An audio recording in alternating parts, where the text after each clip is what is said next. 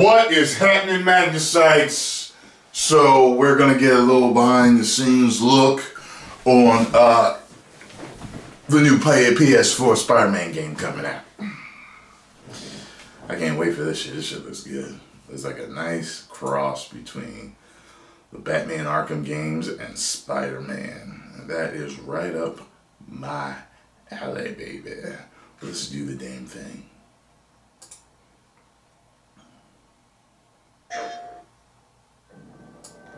The greatest thing about working on a Spider-Man game is that you're working on a Spider-Man game. That's the truth, man. It's crazy. The hardest thing is that it's a Spider-Man game. We really care about storytelling here at Insomniac. And I think that's how we go into every day we come here. There's this push to really get it right. One of the most compelling things about Spider-Man is just when Peter Parker and Spider-Man's worlds collide. And we've tried really hard to weave the two stories together to create a story that is not necessarily just a superhero story, but a human story as well.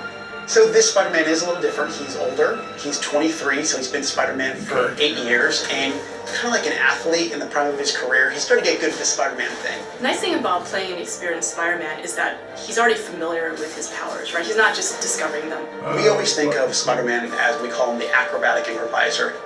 He's looking for not only how he can take advantage of the way the enemies are positioned, but what around him. Could he use this object to grab with his webs and throw it at an enemy? That's cool. People not only see the enemies in front of them, but the environment around to take advantage of both of them. He also knows that the criminals out in the city know how he works as well, so he's got to mix it up. So even though he is more experienced, the challenges are going to be bigger than he's ever faced before. Spider-Man has a rich history of having great stories. The core of our story is this duality between being Peter Parker and being Spider-Man. What's cool about Mr. Negative is that he also has a duality. He's got his positive side as Martin Lee, who runs the homeless shelters in the city, but he also has his negative side.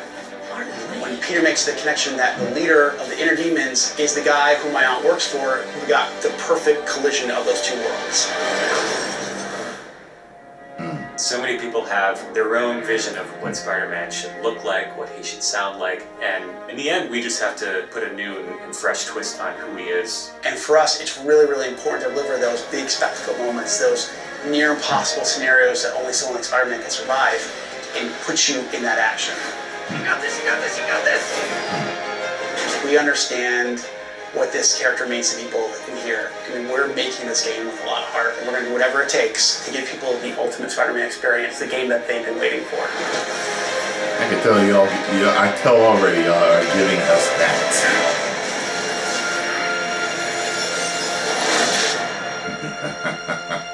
They said people, have something in their head about what Spider-Man looks like, what he sounds like.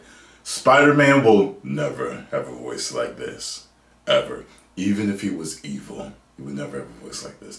Even if he was 35 years old, he would never have a voice like this. You always expect him to kind of talk like this.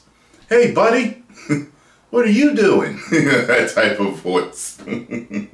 So, hey, look, this looks epic. You know what I mean? I think y'all know, probably that I can remember all those E3 trailers. I think this was the one game that I think that I'm more anticipating than the rest. But there were so many that were released, I can't remember. But it's at least top 3 that I'm waiting for. So, yes. My hat always goes off to the programmers because I know the programmers actually watch our reactions. I found that out when Deuce, what's it called? Deuce X. They wrote me and thanked me for watching it, or they featured me or something. I remember that. That was cool. I still have to finish playing that game, by the way. And I remember that, what's their name? It's another zombie game, remember? And I thought it was another Last of Us, or made by the people that made Last of Us, but it wasn't. Remember? And they had a real epic trailer at EP3, some gameplay at E3. Y'all know what I'm talking about. I just can't remember the name of it. They had said something to me about it too. Or they had posted something like, wow, this guy was really excited or something like that. So I know you guys watch us. So we thank you for all you do, because I know it ain't easy making video games. Everything you do, we as gamers appreciate it. So thank you. Post all your comments down below. Let me know what you all think. If you enjoyed my reaction, hit the like button, subscribe, and share. If you did not, kiss my black derriere. 10 million subscribers. Woo!